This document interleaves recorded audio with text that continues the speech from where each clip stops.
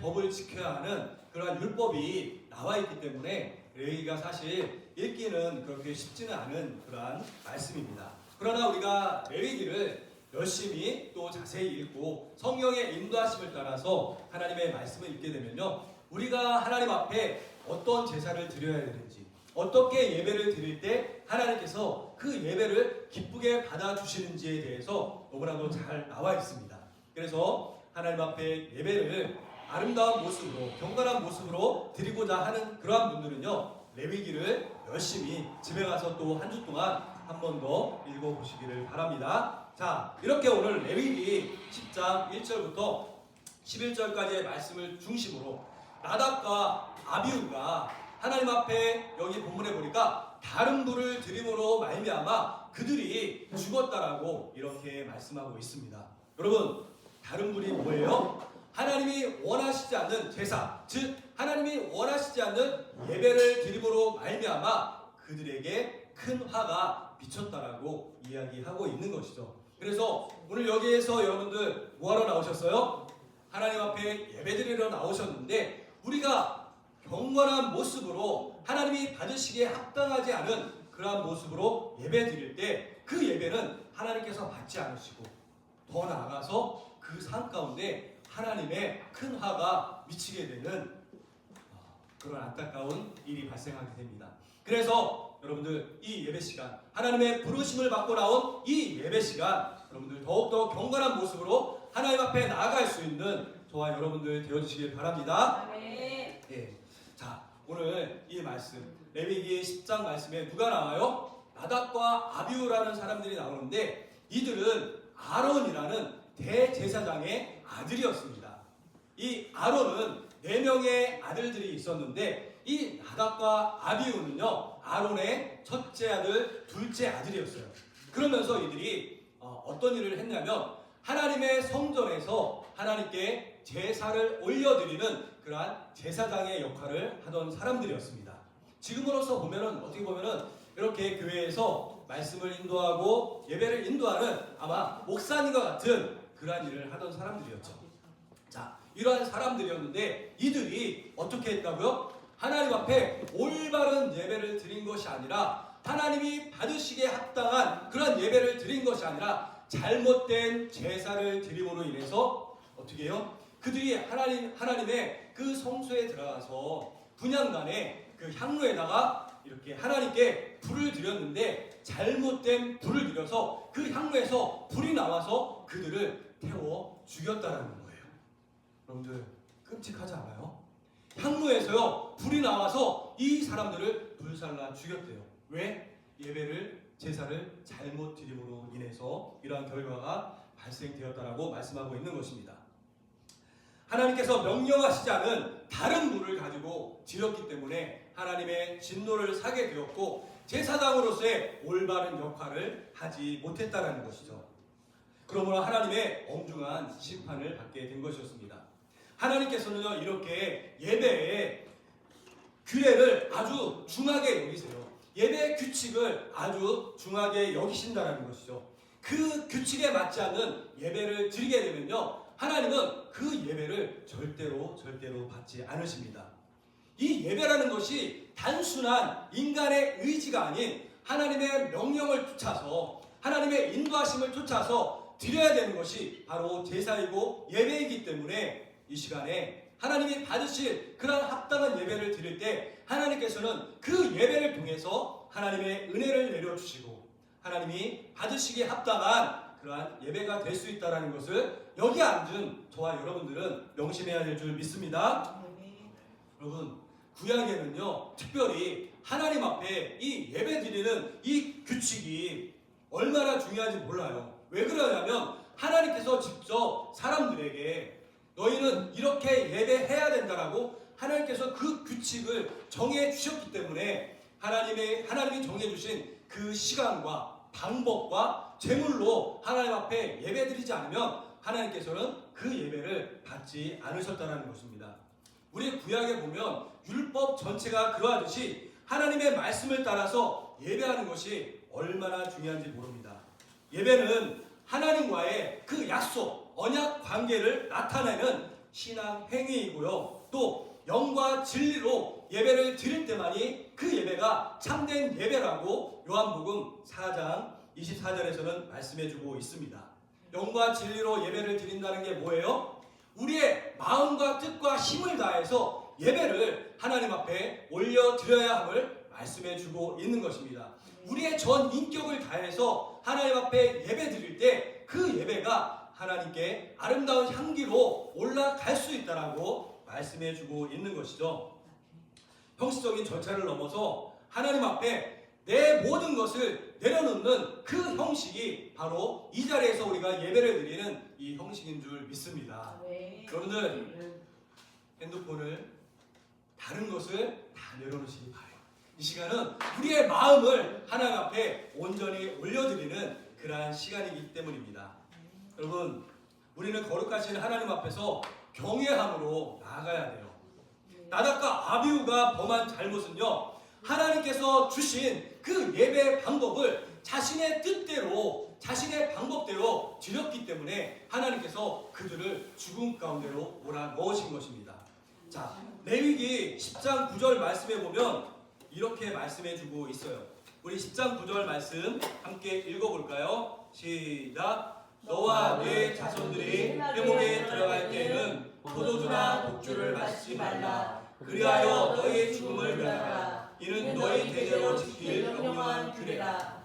자, 뭐라고 말씀하고 있어요? 회막에 드릴 때, 회막에 들어갈 때, 즉 예배당에 들어갈 때는 무엇을 마시지 말래요?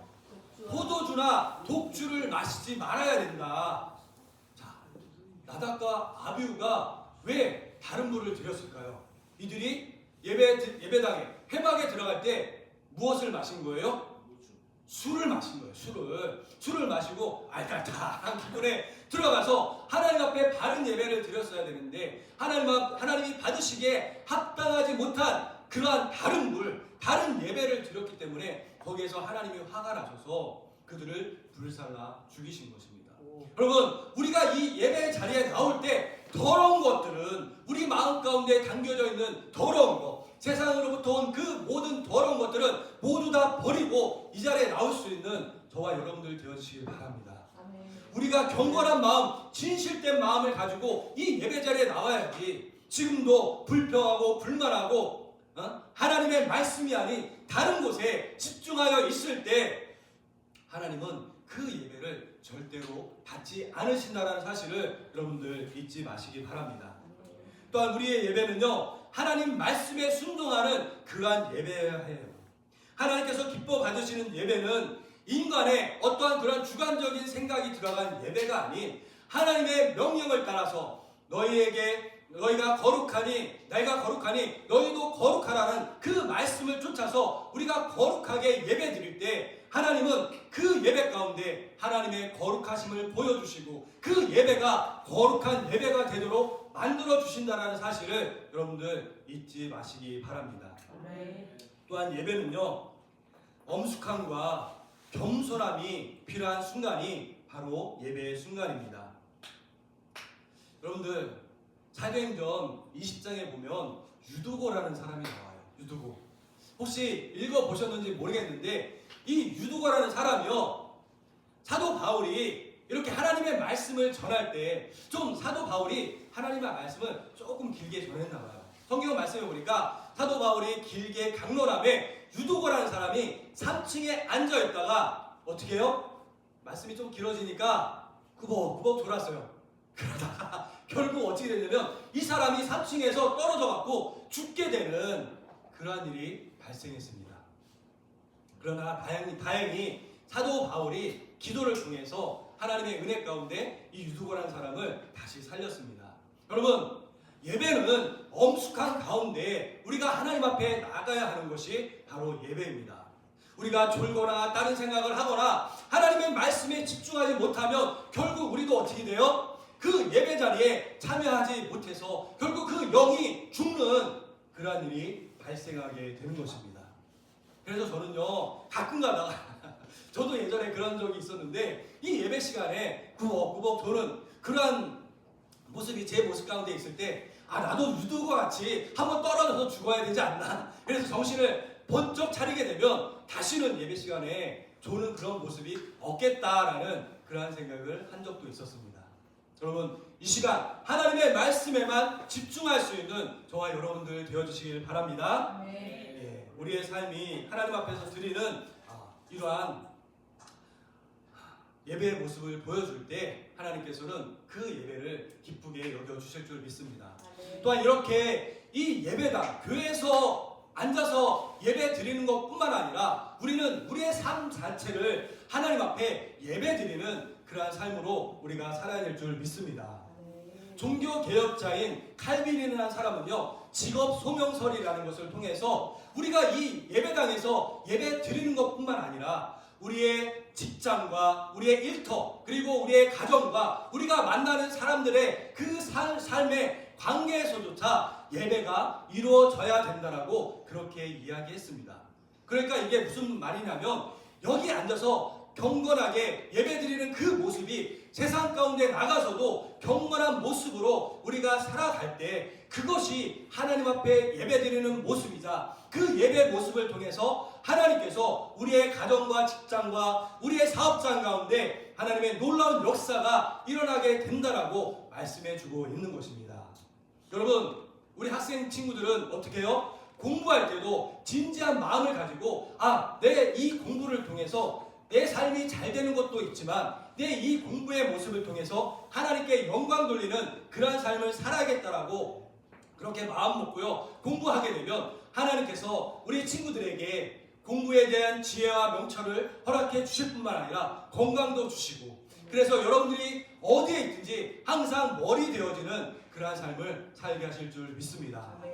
여러분들, 공부를 왜 해요? 우리 지난 시간에도 목사님이 여러분들에게 이야기한 것 같은데, 내 자신이 행복한 삶을 살아가기 위해서 지금 여러분들 잠자는 것도 포기하고 먹는 것도 포기하고 그렇게 열심히 학원을, 어떤 친구들은 5개까지 다니는 친구도 있다고 하더라고요.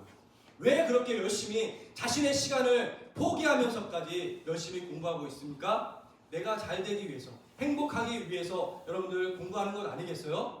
더 나아가서 우리의 인생 가운데 참된 행복을 찾고자 원한다면 그 공부를 통해서 여러분들 하나님 앞에 영광 돌리는 그러한 삶을 살아갈 수 있는 우리 학생 친구들 다 되어주시길 바랍니다.